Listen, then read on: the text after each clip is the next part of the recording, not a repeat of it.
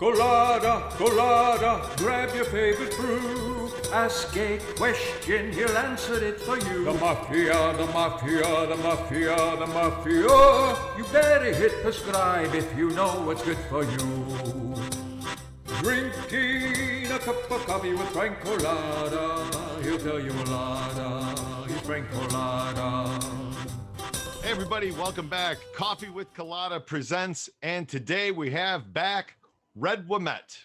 So, Red, welcome back to Coffee with Colada presents, and we were talking the other day on the phone, and a few things came up. First, I started telling you a story about my mother, and my mother told me a story that her mother used to get a knock at her door, and they lived back in Chicago. We're talking, this is the 1930s, 40s.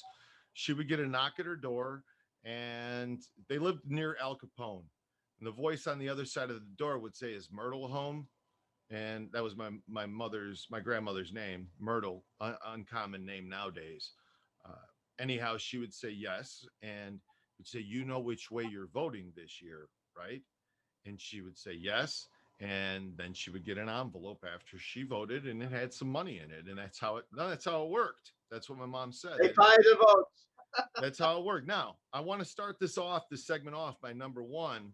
This I'm not trying to get biased about what's going on in the election. This is kind of a current topic, though, and a kind of an interesting topic at the same time, because hindsight, Red, is always 2020. We always look back at things and go, "Oh, yeah, and then this happened, and then that happened," and we see what happened. But when it's currently happening, there's no way of saying what's going on because nobody knows. Well, some people know, but that's not going to be public knowledge. One person may know, another person may know this, and when they all put it together, we know what happened. Exactly. That's it. Hindsight. So when it's all put together. So right now, I don't want to get into what's currently going on. What we want to talk about today is what happened in the past and what, Red, you actually experienced. So let's go back to Chicago. Back at what are we going back to, the 60s, that you were operating the bookstore, and that you had, you knew 70s. Politicians. 70s. Okay, so you knew the politicians, and they did things for you did things for them. Let's talk about it. Okay, where do you want to start, Adam? All right, who was George Dunn and Frank Bruna? Let's start with George Dunn and Frank Bruna. George Dunn was he was president of the county board, but he was the 42nd Ward committeeman. And he was very close friends with Mayor Daley, that passed away in 1977. And he was the powerhouse. I mean, it's like if he wanted something done, it got done.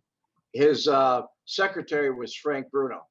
Whenever I would go in to see George Dunn, you have to get by his secretary, which was Frank was a police officer too. I mean, he's a big guy, and you had to get past him to get to George Dunn's office. But I had an appointment, so I always went in. And then one day, George Dunn told me, he said, "If you need anything, just talk to Frank. He'll take care of it for you."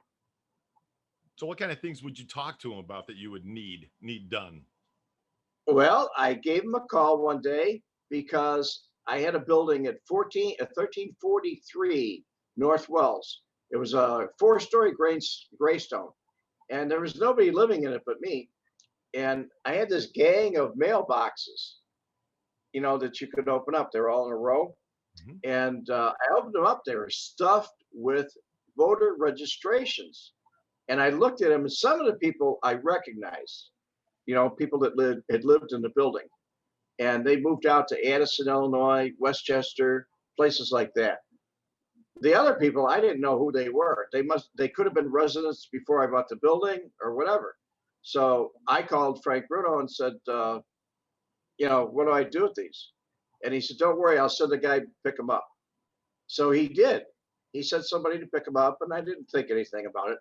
And then I went over to vote at Tower Oldsmobile right down the street. We walked to vote. It was a short walk, but snowing. It was snowing out that day.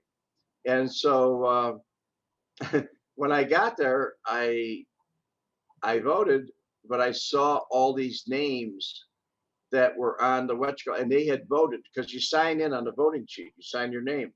And I'm looking at them and say, they weren't here. They don't live here. They don't live at this address. They never checked them. They just let it go by. And in those days, we didn't have picture IDs. In Illinois, it was a blue card that was kind of, you took it out of an imprint and cut it off, and that was your driver's license. That was it. So it's So easy to forge one or easy to make a forgery? no, actually, you didn't need to because the driver's licenses, they were so generic. The only thing is, if you're under 21 years of age for alcohol, they were pink. If they were blue, then you were above 21 years of age. Okay, yeah. When I was a kid, there was Oh, something. yeah, people don't understand this. The backgrounds, I think, were different in the pictures when I was younger. You know, if it was like blue if you were over 21, red if you were under 21, something like that. In the actual. Yeah, but you had a picture on yours. We did. Yes, we did. They, you know, they were You just didn't have laminated. photo IDs in those days. There were no photo IDs in those days. All right. So back at the pole, you saw some people hanging around the poles that you noticed shouldn't really be there. Maybe Yeah, didn't belong in that yeah, particular area. I shouldn't say didn't belong. They didn't look like they were from that area. that's correct. That's correct. Uh, the area that I was in was kind of a upper scale, upper scale area. I mean, we had East Lakeshore Drive vote there, people from East Lakeshore Drive. We had people vote there from, and those people were like, you know, very upper crust, and also Sandburg Village. And so I went to vote at another time. And when I got there, there were these, you could smell the alcohol on them. They, you know, they were winos or whatever. They looked like they came off of Madison Street. And there was a handler with them, a city worker that was, you know, kind of, it was a group of maybe 20 or so.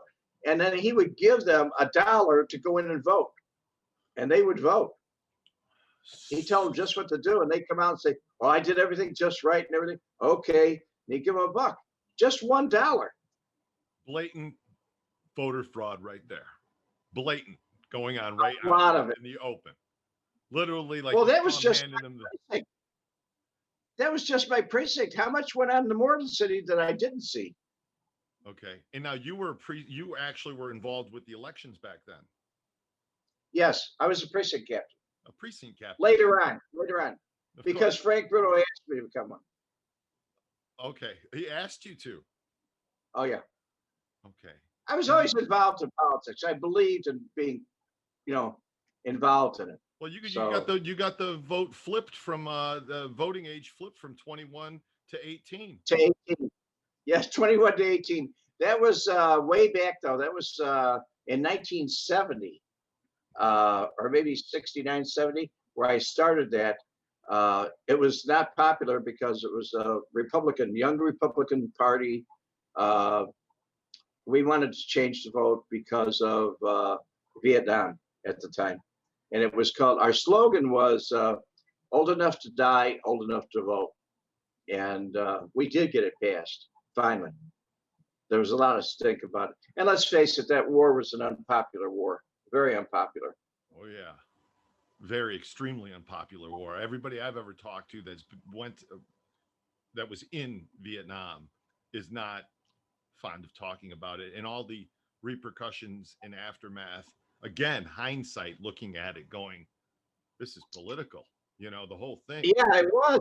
And one of the biggest things about it that really got me, Jimmy Waddell was a good friend of mine. He was a Chicago cop and he was a Marine also. But Jimmy, a lot of the guys I knew, and they didn't know what they were doing. They sprayed this Agent Orange and people came home and they died of cancer. And it was like, everybody got screwed one way or another. I mean, it was a very unpopular war at the time. So to get that passed to 18, because the draft was 18, I mean, after you graduated from high school, you got a letter from the draft board unless you had a civil service job or you were going to school as a student deferment. So some of those guys joined us too. The student deferments, they joined us because they didn't believe in it. Yeah. Wow. Yeah. My father was drafted during that time as well. And he ended up staying as a clerk in Oklahoma instead of becoming a helicopter pilot and flying in Vietnam because it's what they wanted him to do. And he said what the average lifespan of a helicopter pilot in Vietnam was something like 6 missions, and you could fly some like 6 missions a day. And he said, That's so right. that was out. He said, no, no, thank you. I think I'll sit here and But do you read paperwork. those numbers when they come in, you say, hey, Yeah. I mean, it's so back to it. You're Republican, Democrat, doesn't matter really what party back then. They wanted to change the voting age from 21 to 18 on both sides.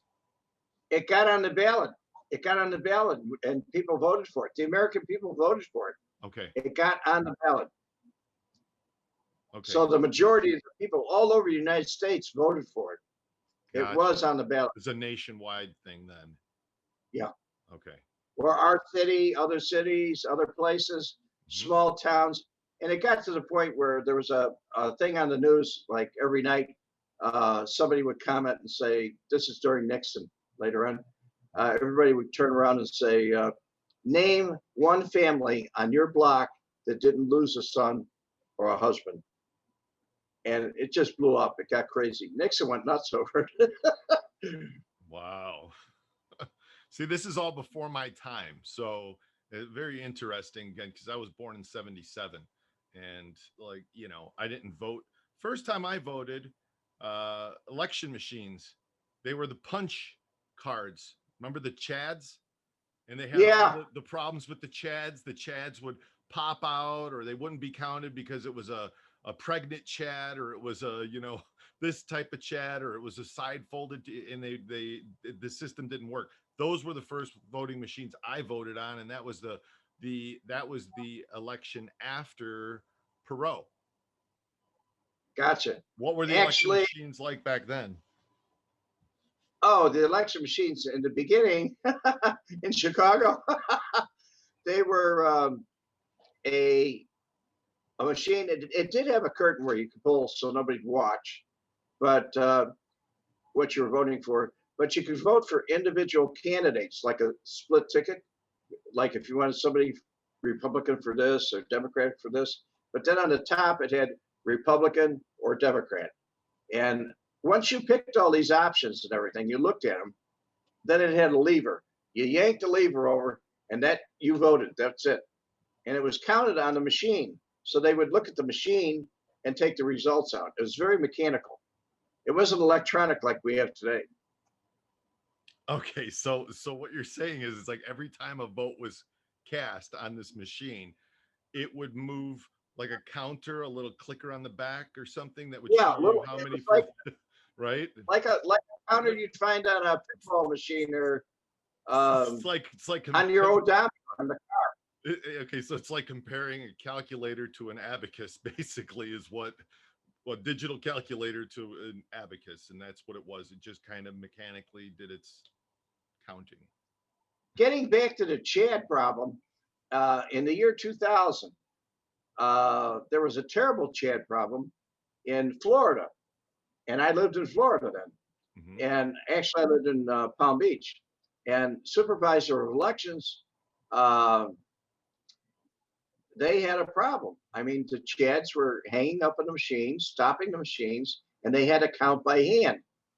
And during that time, President Bush, George Herbert Bush, was running against Al Gore. And he went through, I don't know how many, Al Gore kept going back to the Supreme Court and everything, and they never did really get it straightened out because they allowed observers to come in, but the observers that came in beat the heck out of the people who were counting the money and knocked over the police officers and everything else. It was a very riotous, volatile time, which I consider to be similar to the time we have right now. I consider that to be very similar. We switched from, at that time, we switched from the punch cards to you took a pencil, a number 2 pencil or a pen, and a little oval thing, and that was your candidate. You made sure you blocked all that oval thing out, and it got read a lot easier. but it always said, "Do not fold, spindle, or mutilate," you know? Wow. Because they get caught in the machine that counts them. Do you want to go back to the early days of? Yeah. Let's go back to the early days in Chicago. Somehow, I mean, the outfit controlled. A lot of people say that it's All the because of the unions. outfit. All the unions. Exactly. They controlled all the unions. So they influenced all of the workers to vote certain ways, whether it was Republican or Democrat. Mainly in Chicago was Democrat leaning, but depending on where you are in the country, depends on which way you're going to be pushed. I voted Democrat at that Okay. time Mhm. because I was part of the city that I was in. So, I mean, the Republicans didn't have any power. Even though you had a Republican alderman, he wasn't part of the board. You know, Right. he wasn't selected. So you had all Democrats. So I just went that way. Most cities are like that. Almost all the cities are Democrat. They're controlled by unions. They're controlled by people who have been in there, elected, father to son, uh, that sort of thing. Cousins, relatives, Sure. they all let them in. How about Jesse Jackson Jr.? Right. Good case. Good case. He went to jail for allegedly, or prison. Allegedly, he was giving a vote or trying to buy Obama's seat. And I voted for Obama, by the way, because he ran on a platform that said, "I want to change." And I did want to change. I didn't like what Bush was doing. I really didn't. The war, it was too much. And the casualties, estimated casualties will be, and they estimate before they even go into war, we're going to lose these many people. So I really didn't want him in. So I wanted to change. And we got a change. It just wasn't what I wanted. We got a major change. So the second time around, I did not vote for him, and I couldn't see how many people really did. I don't know how he got in, but that was it was a major change in history at that time. But locally, okay, I moved when I moved to Palm Beach. It was kind of split, Republican and Democrat. So I voted Republican, but I would pick the candidate. It was a split ticket. If I liked a Republican candidate for senator or congressman that was there, I would vote for that. If I liked a Democratic for a city mayor or something like that, I'd vote for that. Lois Frankel, she was our mayor there for a while.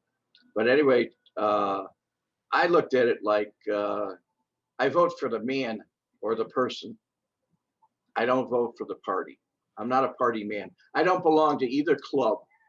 And that's what I call them, clubs. Yeah, you're an independent thinker. Well, when you, not only that, when you take an oath to become a member of that party, I never did, but somebody asked me to. You had to swear allegiance. You had to, swear allegiance that you would never go against the party. You would only vote party lines. You didn't vote any which way for anybody unless it was because you needed favors, right? Like from George Dunn, Frank Bruna. If you voted that way and they stayed in power, then you could get things done, right? Like have a tree removed or a sidewalk repaired or something like that. Yes, if you were a loyal city voter, they knew you. And eventually I became a precinct captain, like I said, but it was like a precinct captain is responsible for his area.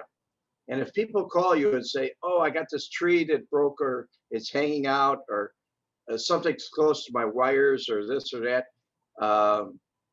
they'd send city services out to do it instead of having to pay a private contractor. If your water line, we had a lot of problems with at that time. I hear they're replacing them in Chicago right now, but we had a lot of times with lead pipe.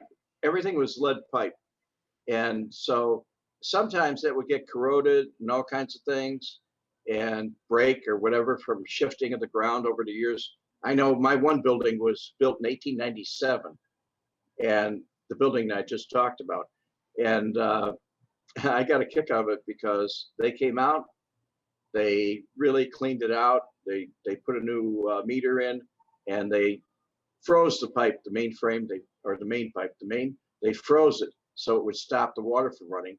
and then put all the stuff in. But if you called a contractor to that, it was like maybe $8,000. So those things that were perks from the city, I guess you just go that way. I mean, they're there, they're offering it. Wow. They were offering. So we did it. Didn't you say that even Frank Schweiss had an entire building knocked down and rebuilt without permits? He sure did. He sure did. It was a Friday night, and all the city workers, like inspectors, they take off early on Fridays. Somebody punches them out or whatever. They don't show up like after 3 o'clock. But Friday night, he had big lights out there and everything else. They had dumpsters just coming and going. And they completely, on Friday night, completely demolished this building that was half, it was Frank Schweiss's meat block. And he wanted to remodel it, put up a new building. And so what he did was completely removed everything. It was half block and half frame building. And Saturday morning, they poured a cement slab. And I don't know how they got that done either on Saturday, a union job. You know? But anyway, they poured a cement slab. And by Monday morning, that building had windows in it, doors, and it was all brick. And it was 2 stories up. And it was really 1321 Wells.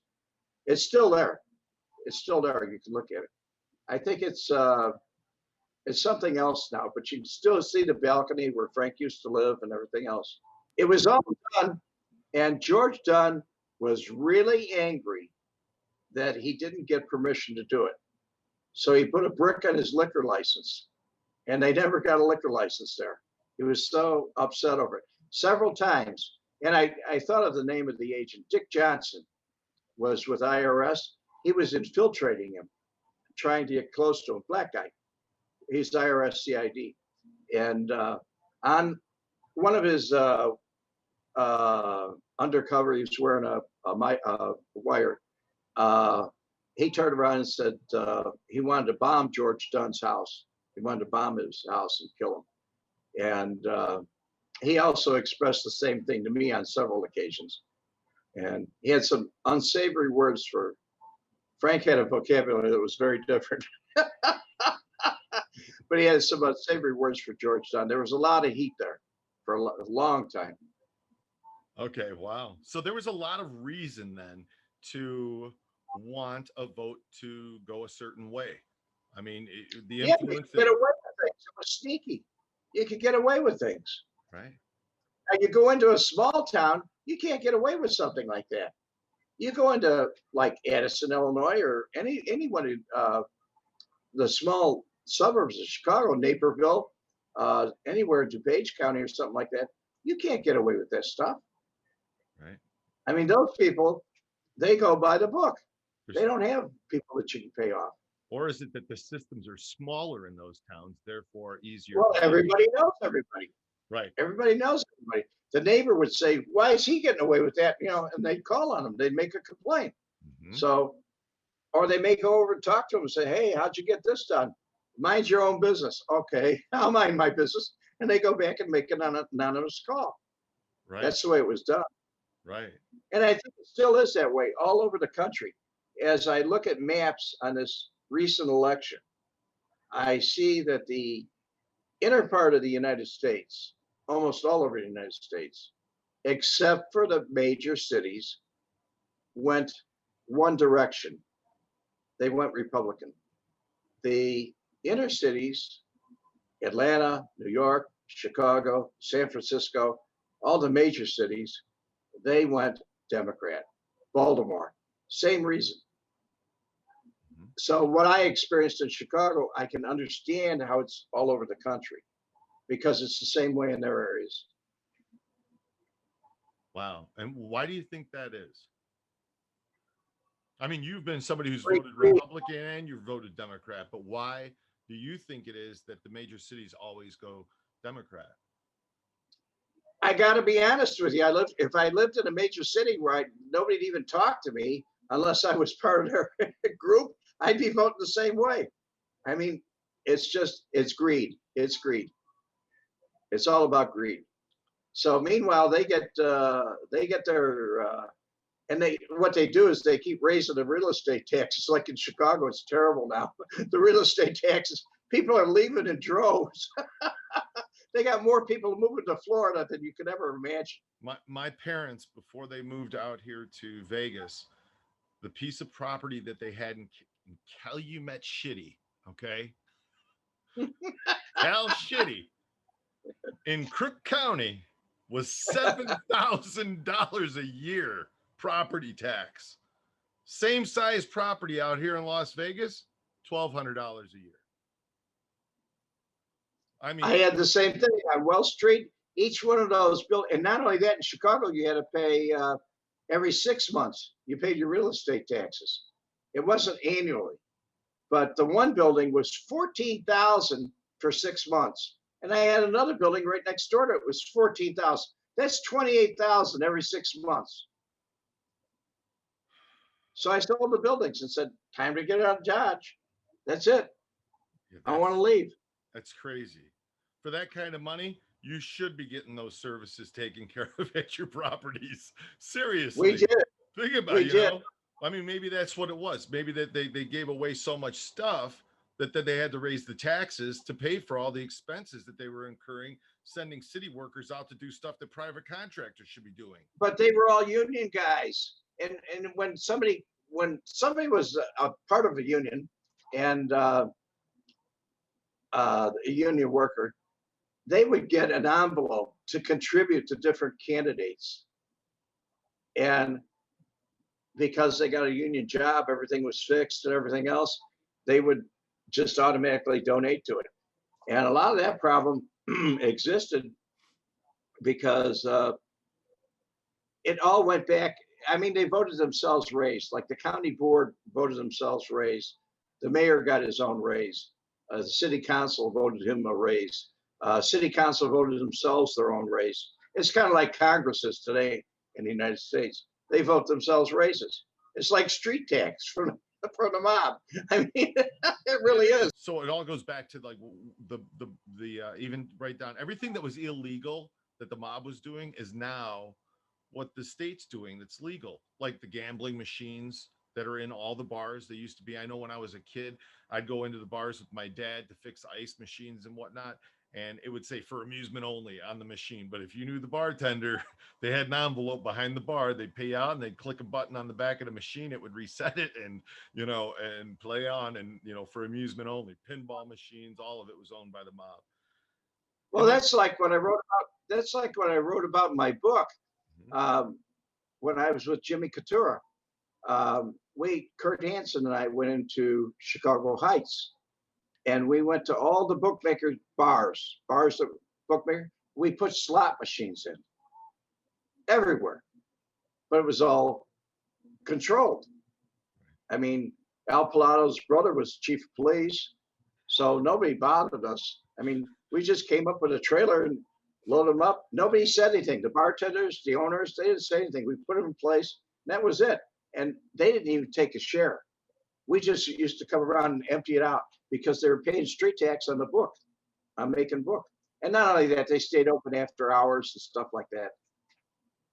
Good old Chicago Heights, gotta love them.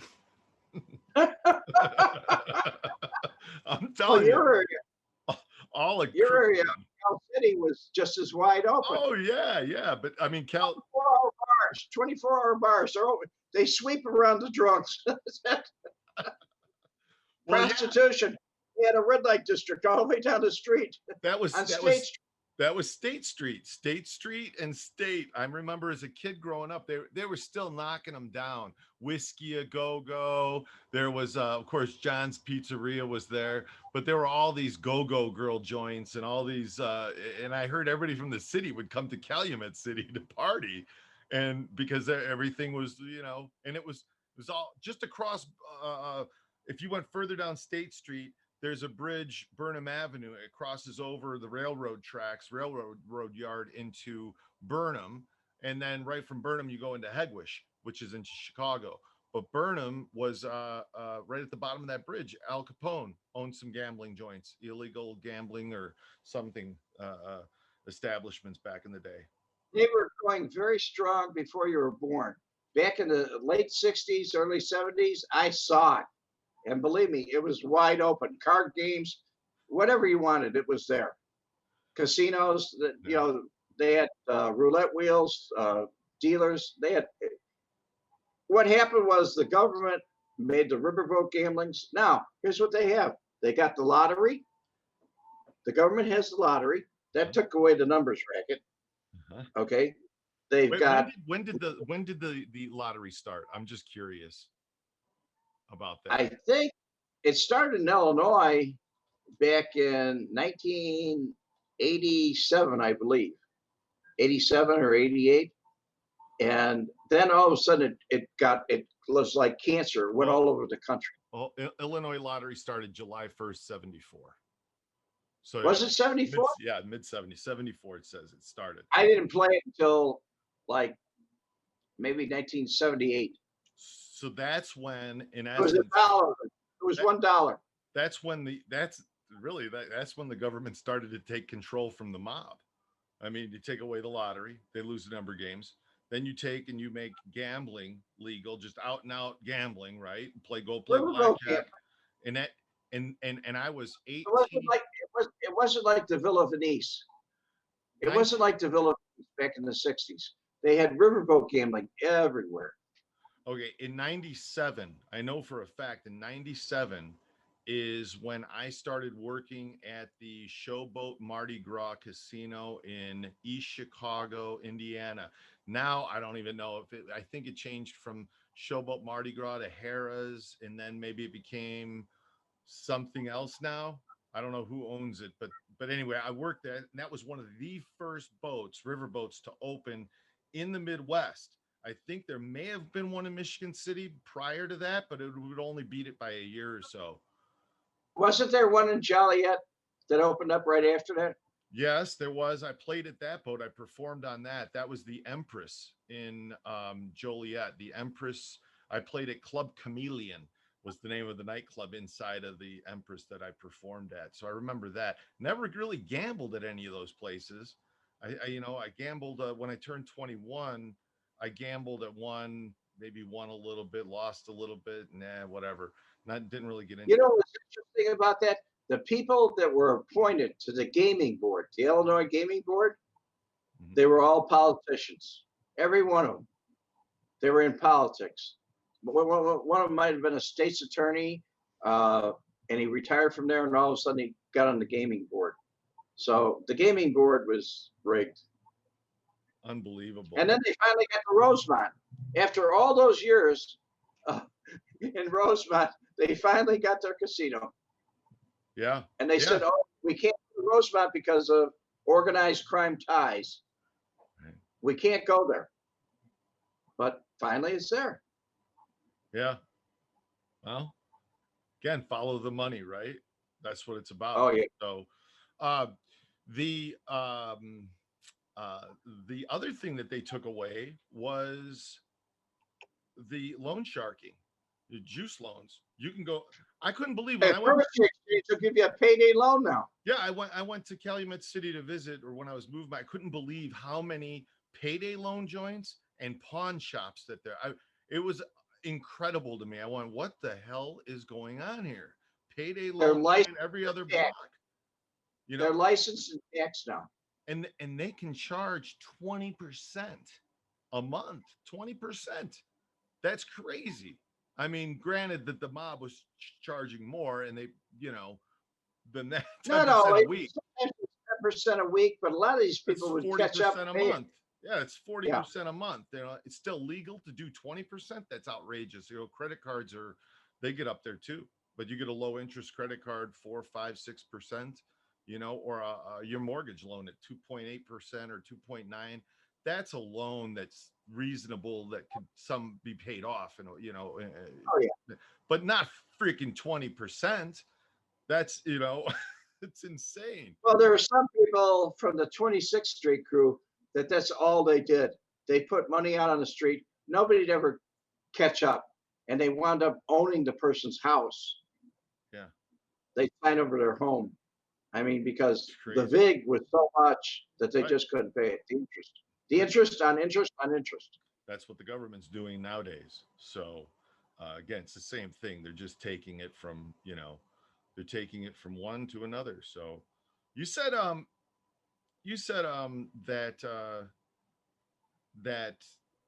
there were a lot of different things that happened in Chicago that used to send workers, city workers, to go knocking on doors for different campaigns.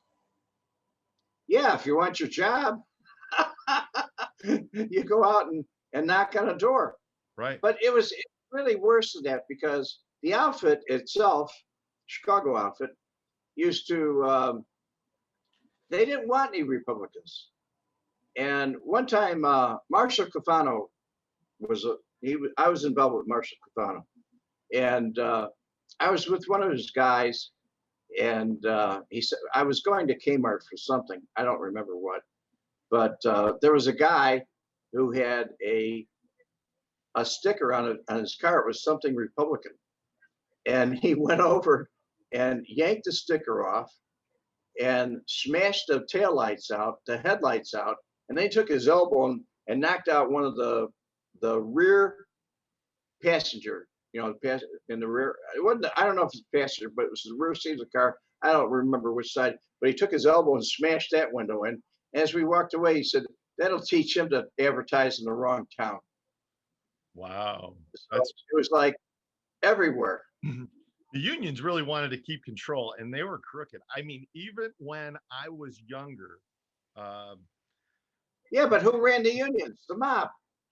Okay, so when I was younger, when I was, I don't know, 19 years old, I had a relative who was working in a union said to me, hey, why don't you go to work for the, local 10 in Chicago, the Carpenters Union? Oh, I said, how do I do that? Where would I even start? He said, they pay, $27 an hour, whatever at the time. It was big money. I said, oh, that's not bad. Plus the double time, overtime, this, that. And those are the days where you could buy a union card. You set up the trade show booths down at McCormick Place. That's what the job was. And I said, well, what do I have to go to school? Do I have to take class? Do I this, that? He said, no. He said, $500. You got $1,000? Don't worry. I'll lend you $1,000. When you get your first paycheck, you can pay me back. Okay. 500 to this guy, 500 to that guy. Boom. There's my union card. I show up at the pool and I get pulled out magically and they go put me out to work. Here you go. Right? Everybody else is sitting there. Take care of them. Yeah, but I mean, seriously, like that's what would happen. It's just how it worked. It's who you knew, and if you had enough money to pay, you got a job. So the unions were, and then you were told that you want this to continue. This is how we'd really appreciate you to vote this way or that way. Donation. Did you ever make campaign donations? I made them not when I was in the union. No. Not when I was in the union. I made them on my own personal. You didn't get an envelope. No, they never did that to me. Again, this is in the 90s. This was in the 90s. Yeah, things had changed by then. Things are already changing by then. Right. So, but it was still, you could tell, you could smell it in the air. It was,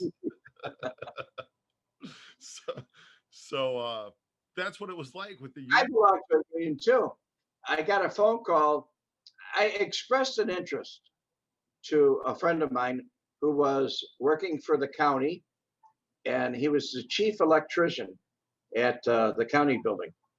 And so, I mean, they go out to Maywood, send people out to Maywood, every place to do things. And I got a call from him, and he said, "You want to join the union?" And I said, "Yeah, I've been talking about it a long time." So it was like 10 o'clock at night, and he said, "Well, there's a meeting." And there was a little notice in the paper. He told me about it, but it was a small little notice, and it gave the wrong address to the union hall to sign up on. So he said, "Meet me at Madison Street." So I went down to Madison Street to this union, bad neighborhood, and there were people waiting in line. And Al Sedan, the business agent for the union, he came along and said, he was just checking everybody out in the line to see if they were relatives. "Hi, do I know your father?" This or that, before they'd let you in. And he came along next to me, and Dick Shannon was there with me. And he said he lied. He told him I was his nephew. And he said, "Oh, fine Irish lad." And he brought me right up to the head of the line. I didn't have to wait in line. And bang, all of a sudden I signed for my card. I was approved. I got a job. Guess where? The county building. I went to work at the county building. And so while I was up there, everybody's sitting around, the older men, they were sitting around playing pinochle. I was just a young pup, you know, and there's older men, they're sitting around playing pinochle, puffing on their cigars, just waiting for a call to do something. They did nothing practically. But since I was the low guy on the totem pole, new guy come in, they sent me out on this job. And it was to replace a light bulb. And so I went down to they had a store, they had a checkout where you signed for it, the material that you get. And so I went down there and I looked at it and I signed for the light bulb. And the ceilings were like 24 feet. So I needed a ladder. Now, normally you're supposed to have somebody hold the ladder or put cones around it or something like that. But I didn't do that. I just pulled the ladder out, went upstairs, went up the ladder, changed the bulb, put everything back, and went upstairs. And they looked at me and said, "What are you doing here?" And I said, "What do you mean, what am I doing here? I finished the job."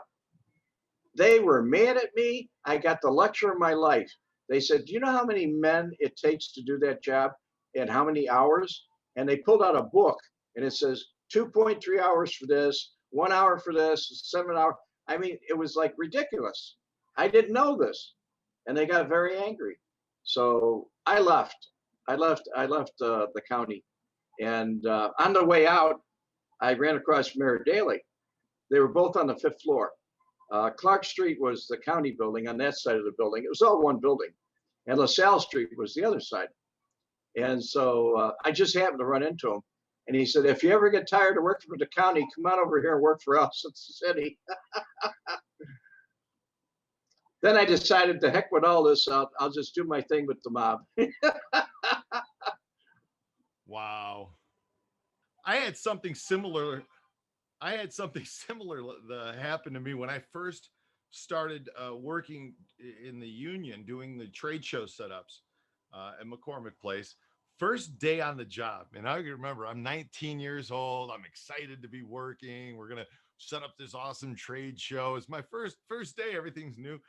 Well, I'm a big guy. I'm 6'5". I'm 250 pounds. I look at things and I just go move, boom, sit it. You know, I mean, this is how I am. Always have been. So here I get assigned to a booth. The carpet's already laid. They brought the cases in, the crates in with the exhibit pieces to be set up. And it's like, pull out this panel, A, and you pull out the next panel. A goes to A, you set them there, and then B goes to B. And it's very self-explanatory. It doesn't take, a genius to set something up like it. So Well, there was Teamsters, so that they brought everything in. Oh, the Teamsters would bring it in.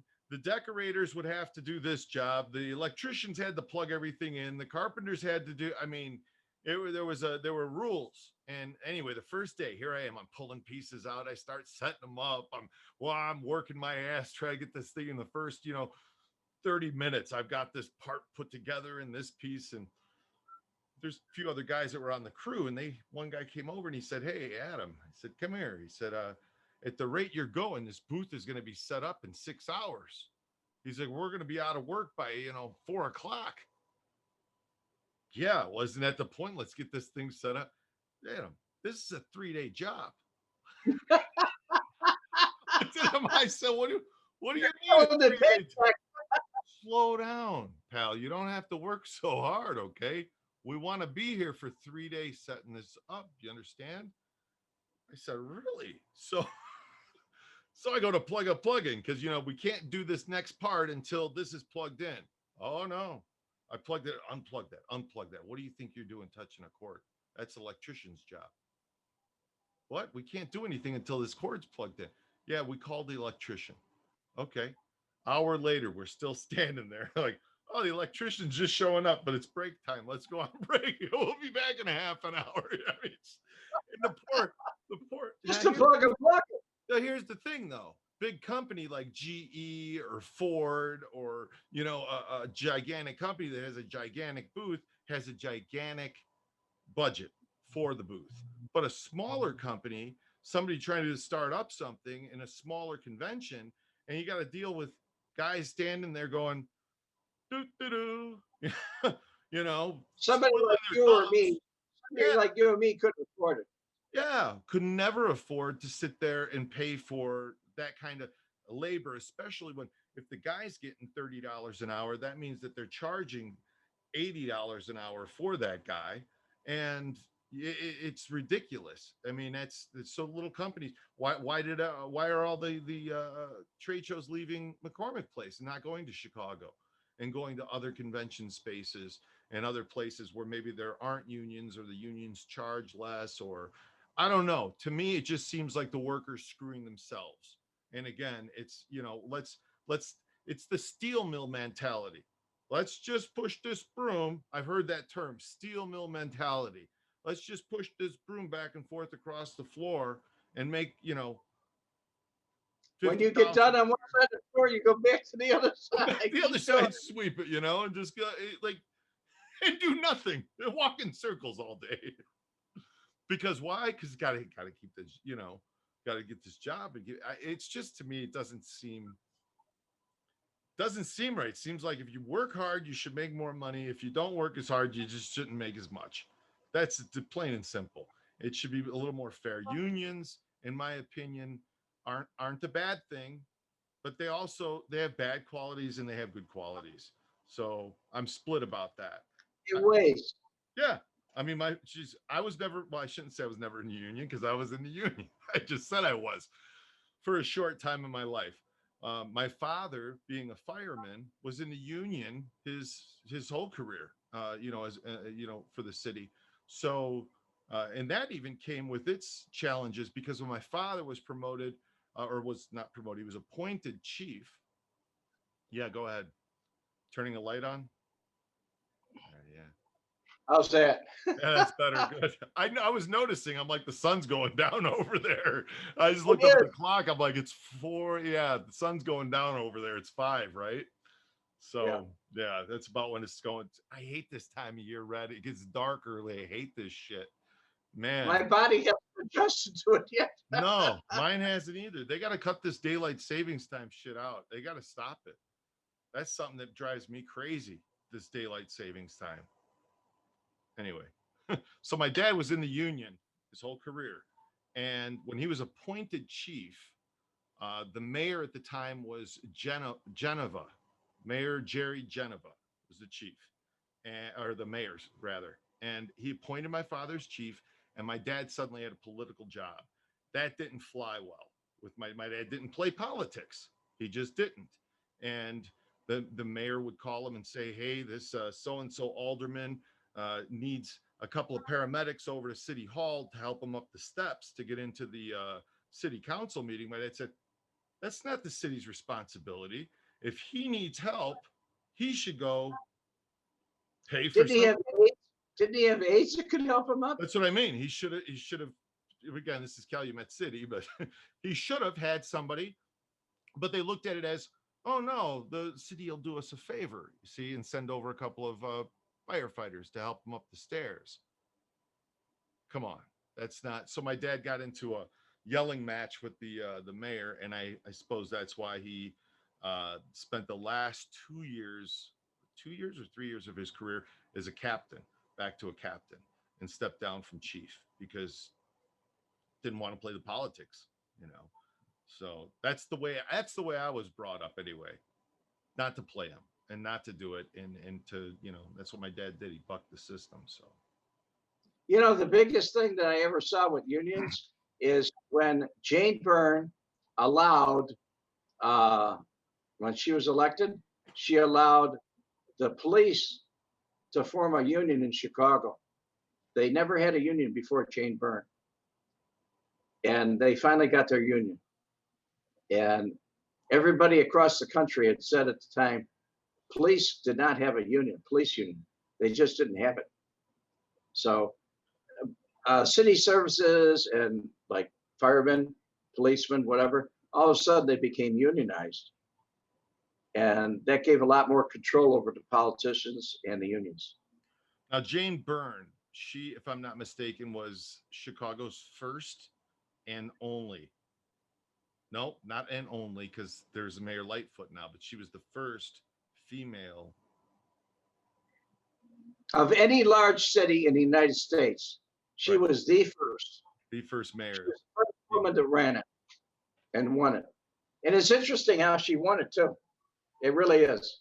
Mayor Blandick, he ran after Daley died, after Mayor Daley, and he got in. And they sabotaged him. There was a guy by the name of Pete Chiavarelli, with streets and sanitation, and he made sure that there wasn't any salt.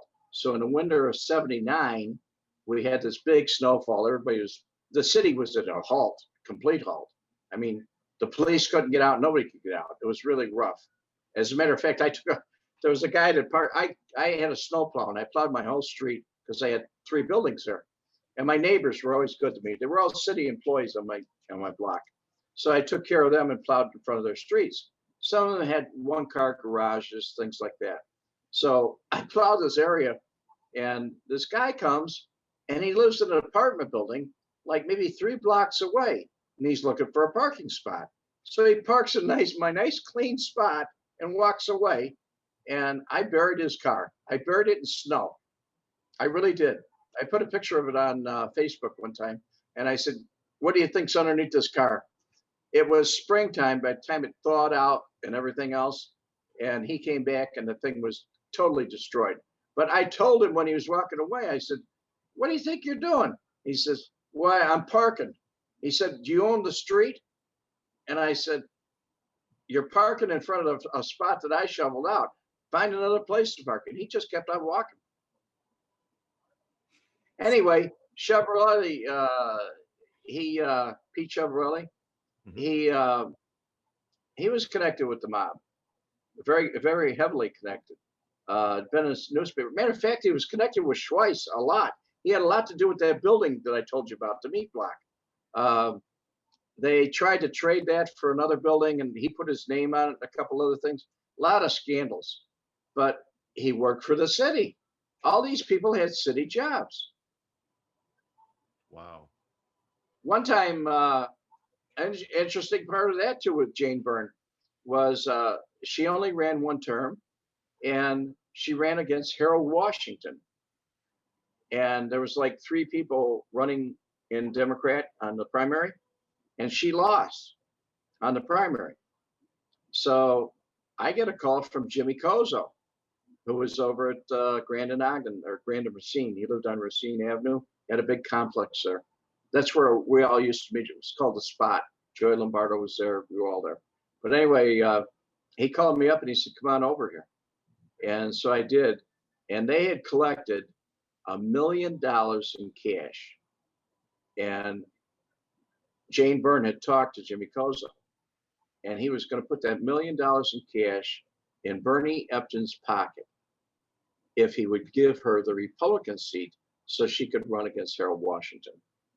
He wouldn't give it up. He would not give it up. And he ended up losing against Not even Washington. for $1 million, and he lost anyway. Wow. But that's Chicago history and politics. Yeah. Let's face it. You said it, Cook County, it's been that way since I can remember. Right. And I think it's going to always remain that way. I don't think that that's going to ever change. I predict that Cook County will kind of become, all right, it probably is already, but I predicted a long time ago that it would become another Detroit, because that's the fall of Detroit. That's what happened in Detroit. When the UAW shut down the plants and everything because of the city people, it made it a ghost town. Flint, Michigan, all that area up there, it fell apart. Yeah. Totally. And I think Chicago's done the same. I mean, Procter & Gamble, Tides moved out. All these major companies, that manufacturing companies, they left Chicago. They couldn't afford the taxes. Well, that's what's happening. Dr. Scholl's had a plant right across the street from me on Wells Street.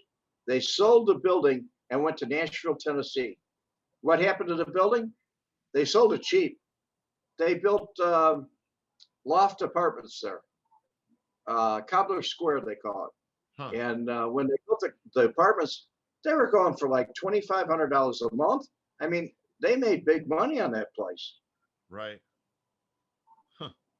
That's what's happening in all these cities. I mean, you look at all the big cities, you got these companies are moving out, people are moving out of them. They can't afford the taxes. I know Vegas is growing. A lot of people from California moving to Vegas, moving to Arizona. Yeah, but you don't have any state income tax there. Well, yeah, that's the nice thing. And look at how That's what I hear. We don't have any state income tax. property taxes are low. You know, everything's you can go. There's no tax on food unless it's prepared. So if you go to the store, Same thing. okay. So see, that's a beautiful thing. You go to We're the only two states left. Yours and mine. seriously, that's it, huh? Wow. Yeah, it should be like. I mean, I don't know. The bigger that the government grows and the more money that they take in, I think that the more regulations that they put on people, and I think it's just I don't know. It's just my opinion, you know. But who the hell really gives a shit about my opinion, right? Everybody's got an opinion. It's like an asshole. Anybody who's tuning in probably cares about your opinion. And it's similar to mine. It's almost identical to mine. Well, there's I don't know things again. I think Frank Collada had the same opinions. Did he not? Yeah, he had very similar opinions, and there were a few things that he and I may not have seen eye to eye on. But for the most part, yeah, his opinions were very, very similar, and you know, and again, that's coming from somebody who said, you know, we taught the politicians how to make money because that's what they did. They took the gambling, they took the gambling, they took the loan sharking, they took the lottery, the horse racing, you know, all of that stuff. They had off-track betting everywhere in Chicago. So all the vices, I mean, the only thing they didn't take, well, no, you got legal drugs there too, right? They legalized marijuana there anyway. So you have some legalized drugs. Oh, and did you see in Oregon now that they decriminalized? Now, wait a second. People are going to leave there by droves. I cannot see methamphetamines and every drug that's legal. There are going to be a bunch of crackheads running around the streets. But wait a second. Here's what happens. Here's what happens. Okay, here's what's going to happen. This is my prediction anyway. It's just like what they did with marijuana. They're going to go, okay, well, let's decriminalize it. Well, what does that mean? That means that if you get caught with under a certain amount, it's legal. They can't arrest you. In other words, we're not going to put you in jail if we catch you with this much cocaine or if we catch you with this much heroin. We're not going to put you in jail. So in a way, is that good?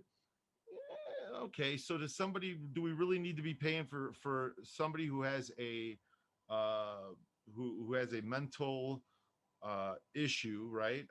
An addiction, put them in a jail cell and pay for them, or should they go into treatment, into somewhere where they can get some help?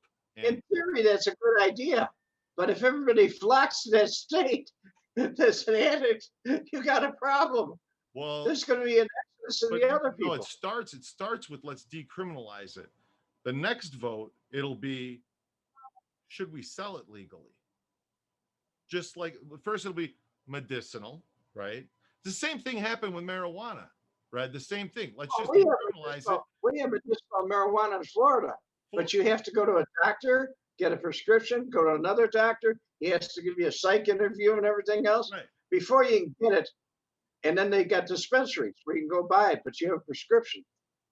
Right. So that's again though, that's how it starts. It just you've heard the expression, give them an inch, they'll take a mile. That's how it started in Colorado. That exactly. I remember when it happened. I was standing on the street performing, and every time somebody'd say, "I'm from Colorado," I'd say, "Where are you from?" "I'm from Colorado." I'd say, "Oh, the new Smoky Mountains." right when all that stuff started, that was my joke for that. But they because that's what that's what's going to happen anyway. That's what I can see is going to happen. So anyway, the government took all of these different things from the mob that the mob was doing, making money with organized crime, and now they're left with not a whole lot. That's why there really isn't much left, or if anything left. Like Frank always said, there's nothing left of the Chicago outfit, and there really isn't. There's nothing There's a lot of to do. independent people that say we're part of the outfit, but Yeah. they're really not. They're druggies. They're selling drugs or something like that. Sure, The old sure. stuff. Yeah, there's still stuff going on, and there's still people alive who are involved. But I'm not saying that there isn't anything left. I'm saying there's nothing left to do. And not only that, the average person pre-pandemic, the average person has their photo taken 250 times a day. So what are you gonna get away with nowadays?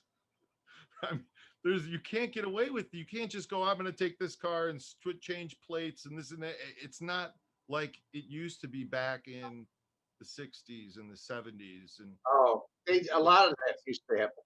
it's They just, steal a work car. They steal the car the night before.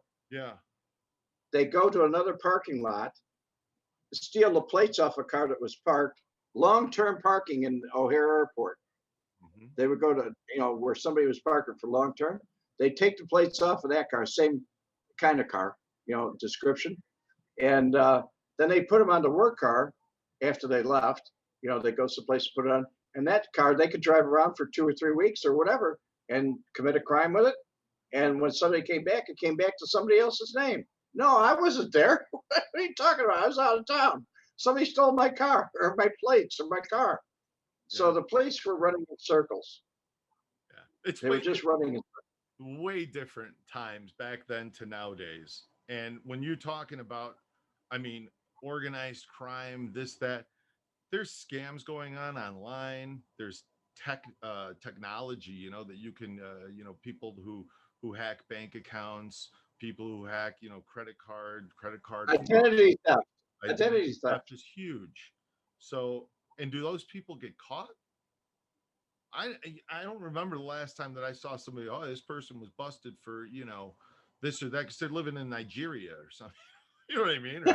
I used to get those emails from Nigeria that used to say, I have a lot of money. Open up a bank. I'm a prince. Send me $100 and I'll send you 4 million. Yeah. And so I notified the FBI about it. And you know what they told me? They said, that happens all the time. We don't even want to take your name. That's how it goes. So things have changed a whole lot. Interesting enough, Tommy, I think you and I talked about this. Tommy Durso, Mikey Gargano, and Tommy Durso, they were involved in drugs very heavily. Very heavily. They were Chicago PD. But they were the two that hung Frank out of the window. And that was at Maxwell Street. That was over Vice Control Division at Maxwell Street. Yeah, Maxwell, and not 11th and State. No, that's where I saw people hung out the window at 11th and State. Okay. They used to hang them out the window in the bathroom over Balboa Drive and say, "You're going to do what we tell you to do, or else." But Maxwell Street had they had an interrogation room there with a telephone, a crank telephone. And they'd hook up to the crank telephone while you're strapped to a chair, and they cranked the phone. They had all kinds of torture over their guy. Oh man, yeah. Well, Frank talked about the cattle prongs that they hit them with the testicles. Yeah, they said they were really brutal. They were worse than Sam DiStefano. They're just as bad, only they didn't kill you. That's what I mean. Sometimes they would. What about Frank Pape? Yeah. What about Frank Pape? 11 or 12 guys that he killed. Willow Springs? No, he was Chicago. Frank Pape. Yeah. He was Chicago PD, and he was known as like the mobster killer. I guess his partner early in their career, his partner was killed due to someone from the outfit, and he just made it his life's mission to eliminate as many of those guys as he could, and he would do it without legal means. Right, there you go. That's what I'm trying to say. That's from what I understand. But again, he's been labeled a hero, cop, and I think he died in old age back in the 90s, if I'm not mistaken. But The ATF and I, they pressed me on Frank Pate. They wanted to know if I knew anything about Frank Pate. And the only thing I knew was reputation. yeah, yeah, that's the only thing that Frank ever told me about that guy was just that being interrogated, and the guy saying the guy knew who his father was because he was like, "You're never going to be half the man that your father was," or something like that. He said to him. So, and then hung him out the window and smacked him in the head with a phone I'm book. sure Frank said something wise to him. He had a wise guy crack too. Probably. Of Like, course, what the fuck do you know, or something like that. yeah, of course. So, anyway, so this has been going on for a long time.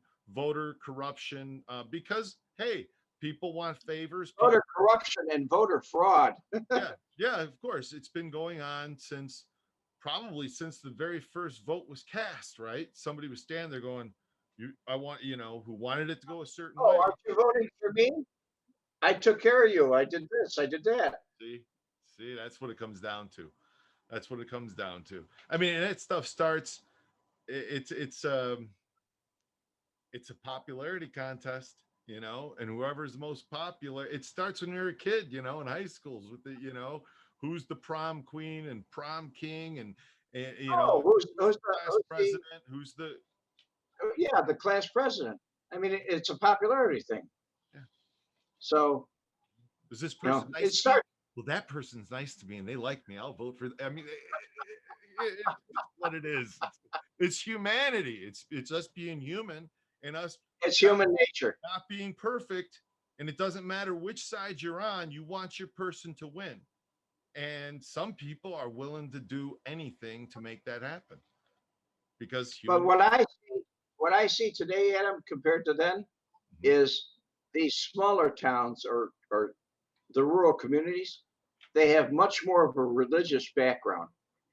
I mean, Southern Baptists, all different kinds of things, the Bible Belt, whatever, they have much more of a religious background. So they don't really cheat as much. I mean, it's not like they really go out and cheat. They've tried to keep everything on the up and up square. But generally speaking, it's affected our country terrible. Now, I mean, we're in a problem. We have a problem. Our country's divided. It is too. It is this. I've never seen between big cities and the mass America. They're all condensed in these small cities. There isn't one mayor of a large city, of a big city, that isn't Democrat. No, there isn't. There's some states that have these big cities like Illinois that'll end up with a Republican governor. That's because downstate it was all Republican. Right, because the counties have more of a say. Chicago held the big votes for local, right, but they couldn't control the whole state at one time. So you had people like Jim Edgar. You had actually Jimmy Carr Couture was being groomed to be governor. Jimmy told me a couple times. He said, "I don't want to be part of this. I want to be a governor, a politician." It was almost like a scene out of The Godfather. He said, "I want to be a politician." So he worked at Elston Avenue, and he was being groomed to be governor. Jim Edgar came in, and there were problems with that. And I don't know how many times Thompson ran. All those were Republican governors. A lot of them were Republican governors. Mm-hmm. The only one I remember that wasn't a Republican governor was Danaher. And even the people where I voted and everything, they told me, don't vote for him. We're really not behind him. He's on the party ticket, but he was only a one-termer. That was it. Right. Yeah. I don't know who's governor now. I don't know. I don't pay attention. I know we have Sisolak in Nevada right now. We have a Republican. Is he Democrat or Republican? Democrat. And then we have I believe, Mayor Goodman. I believe she's Republican.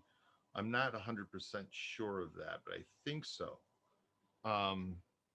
So that's who we have running here. But I mean, geez, corruption, it starts at the local level. It starts at the very beginning.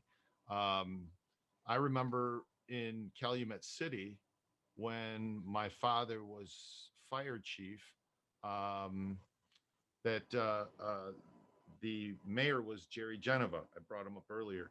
He went to jail, went to prison. He went to whatever they call it, summer camp for politicians when they get in trouble. Seriously, you get to go golfing and play tennis and this and that. And anyway, they, no, you know what? Actually, it says that, that Mayor Goodman's Democrat. So I take that back. I just looked at the Wikipedia. Not that I believe everything on Wikipedia, but It's pretty accurate. he went to jail for, I believe, it was like he was telling the city workers while they were working, while they were getting paid by the city, to go out and hand out flyers for his campaign, for his reelection. And that's what he was doing, is he was using city workers to go get votes for him, to go campaign, where his campaign should have been paying them while they were doing that, not the city. So he was using his power to stay in power. You mentioned something. We talked about this before, but you mentioned something to me about the first ward, Pat Marcy. I can't remember his name. Pasquale. I can't pronounce his last name. Oh, but Marciano. He changed his name to Pat Marcy. So I always thought Marcy, he's Irish, right? Uh-huh. And I ran across a problem that I had with building and zoning. And so I went up to building and zoning, and Roger, his nephew, was in charge of it. And so when I went up there, he looked at the plans. I never had an engineer approve the plans or anything else. And he looked at it and he said, bang. He knew who I was right away. He knew who I was from the mob.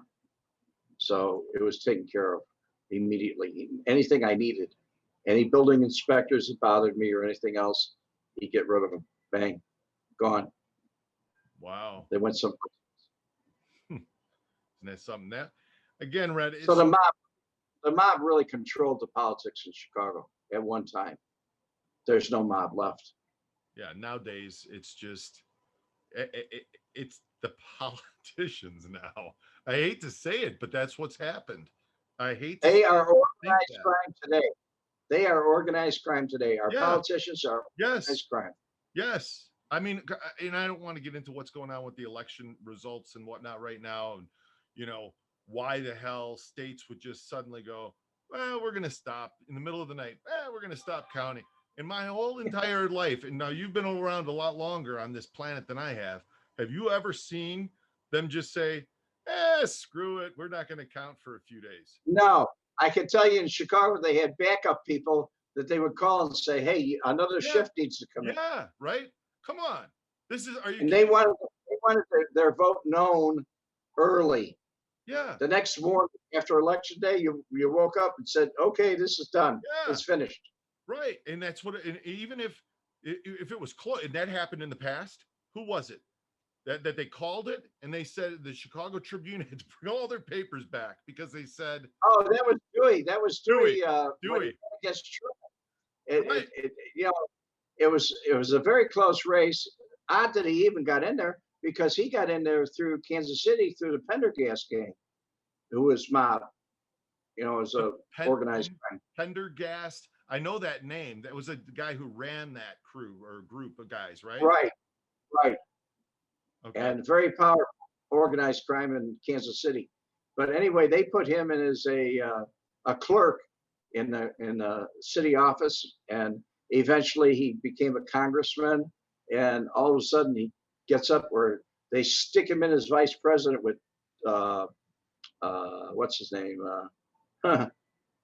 Roosevelt. They stick him in with Roosevelt. Roosevelt dies in office. He finishes out the rest of Roosevelt's term, and everybody says, oh no, this is not going to happen. We're going to have Republican Dewey. And he ran a campaign on shoestrings. I remember it was on, and there was a newspaper article that came out that says Dewey wins election. That was with the Tribune. And they had to recall all the papers because they were all wrong. They predicted the wrong things. Wow. He was backed by the mob. He had Chicago backing him. He had all the major cities in the Midwest backing him. Wow. So they got out to vote for him. So you told me also one time, you said that if you run a campaign, and people donate to you, and then you have money left over, you can just put it in your personal bank account and pay the taxes on it, and you're done. Bang, right? Cheers. Well, on your campaign sheet, if it's an individual campaign, you have to keep a record of what it is. But if it comes through a group like a super PAC or something like that, they donated. You can't know all the names of the people. Some are anonymous donations. So what they do is you can have $10 million in donations to your campaign, and at the end of it, if you have money left over out of the campaign, you just slide it over and pay income tax on it. It's legal. I remember Jimmy Dumont. He worked for Good Humor Ice Cream. Every year, every presidential election, he would run for president. And I said, this guy's never going to win. Why is he doing this? I mean, it was ridiculous. But he worked at Good Humor. My dad worked at Good Humor, and I knew him through that. And I used to see one little sticker, Jimmy Dumont for president. Nobody ever voted for him. I think when I looked at the results, it was like he got 3 votes or something. Everybody else got, I don't know how many votes, but he only got like 4 or 5 votes. But he used to take that money, pay taxes on it, and slide by. It was legal. Wow. And what did he spend his money on as far as his campaign went? I don't know, but he drove around a Cadillac. Even though he worked for Good Humor, he drove around a Cadillac. So he was very well off. I think that's what I'm going to do, Red. There's money in politics. There's gold in it. You got to get your hands dirty, Adam. You got to get your hands dirty. No. I'm not talking. I'm not even looking to win. Okay.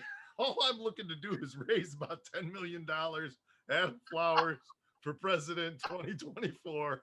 I'll spend $500. I'll get a sticker made to stick on the side of my van, right? And then the rest of the money I'll pay the taxes on and kick back. Why not? That's what that guy did in Oklahoma. The Tiger King. The Tiger King. Yeah. Was that part of that? Is that? I was gonna. Yeah. Yeah. He ran a big campaign to be president, and he didn't make it. So obviously, I watched it on television on the binge, and I used to just his coming across with his ads or something else. He said, "I'm a redneck. I'm a gun toter. I'm gay." He said, I like to party a lot. Who wouldn't want me to be president? And I looked at that. Governor. He was running for governor. No, that's when he was running for president. When he lost the presidency, he took the money from the governorship or the presidency and ran for governor after that of Oklahoma. Oh, Jesus. Wow. That's a great show. I like that show, The Tiger King. He was a scam artist from the beginning. What a character. Total character. And that's what everybody got hooked on, watching him. But I discovered a show the other night, not to get too much off topic, but it's on Hulu and it's called Fargo. Did you see it? Have you watched Fargo? Yeah. Not the movie. This is a TV series. No, series. The one I watched the one. Okay, I'm hooked. I'm on like episode 5 or 6, and I'm hooked. I'm hooked, and I'm sitting here going, "This can't be a true story. This couldn't have really happened." It is a true story. It's a documentary. I'm sure it's dramatized somewhat. It's got to be somehow. It's got to be, but it's a damn good show. And I was going to ask you if you'd seen that yet. Anyhow, it's a pretty cool show. So anyway, I don't want to wrap this with just hindsight. We're going to see there's been fraud. There always will be. Is there going on right now? Why did they stop counting? Why are they just like, well, wow, the next day we showed back up and there's 200,000 more ballots that we just found in a box sitting here. All these things are questionable. And I'd hate to say that because everything that makes us American is us being free, us having a voice, us being able to have a voice, right? Well, we are the government. We are the government. Right. The people we elect are representatives of us. Of us. Exactly. So we, the people, are the government. Our voices should be heard. They need to It have doesn't term. matter which party you belong to. Yeah. I mean, if you vote for a candidate, that candidate should be. Yeah. There needs to be term limits. They need to say, look, you go in, I'm all for term limits. do your. I used to have a Facebook term limits, term limits. Yeah.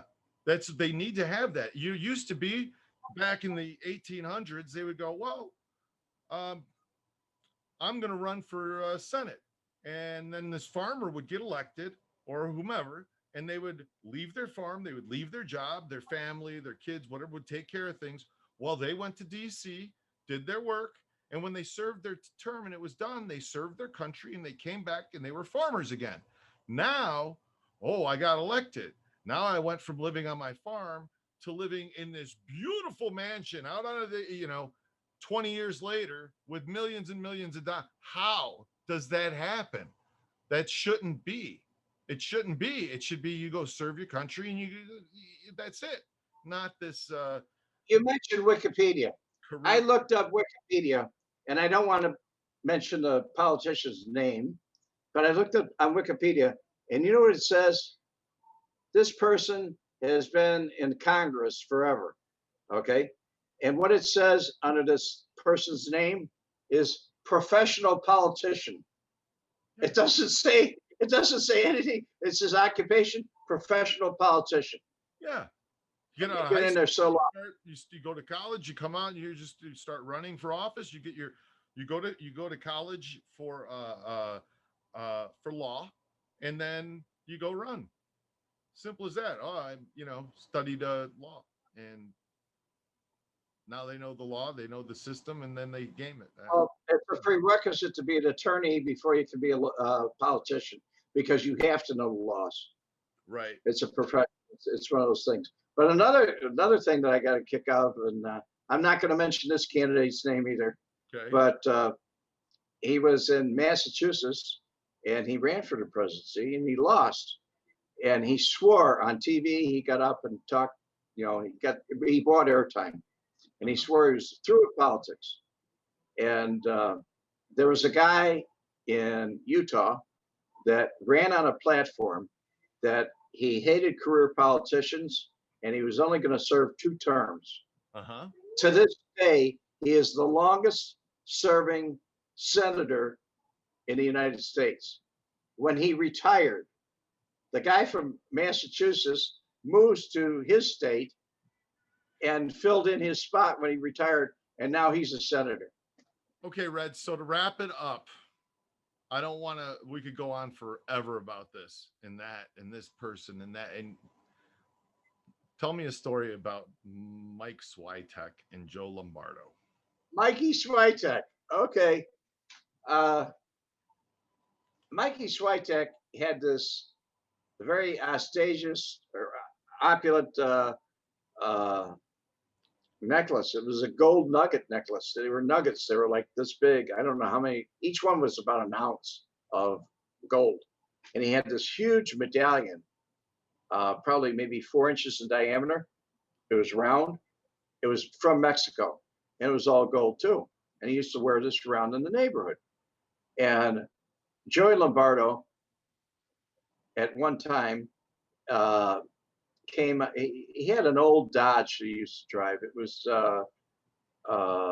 partially primered, and it looked like a beater, but functionally that car ran perfect. I mean, it had nice interior and everything else, but for somebody looking at it, it was a beater. And so he came around and he said, none of you guys are, if I got to drive that piece of crap, he said, none of you guys are going to be running around in your electric 225s and your Cadillacs and whatever. He said, I'm not going to have it. So to make a point, I think that's what he had in mind. You can make your own decision over that.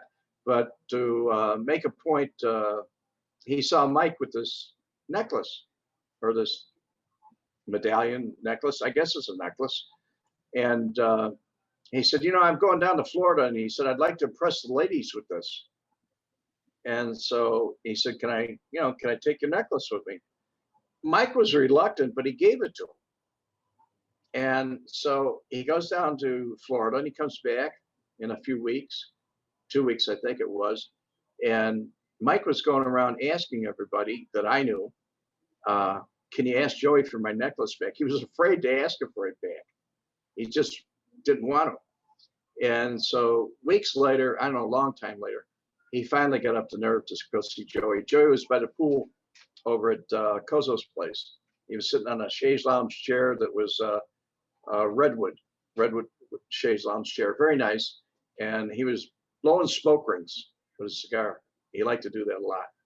And Mike went up to him and said, do you think I could have my chain back?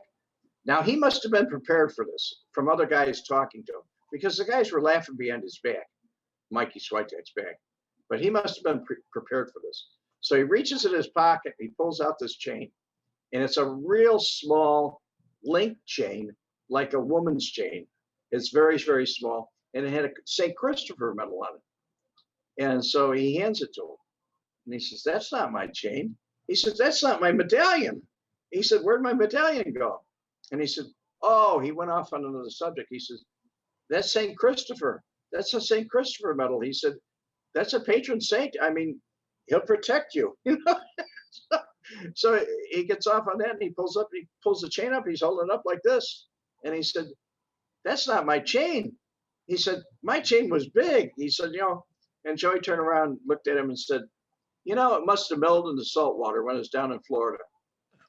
Now, what is this guy going to say to JL? He was just a worker. He was a thief. I think Frank Collada knew him quite well. Yeah, he did. Wow. Well, cool story, Red.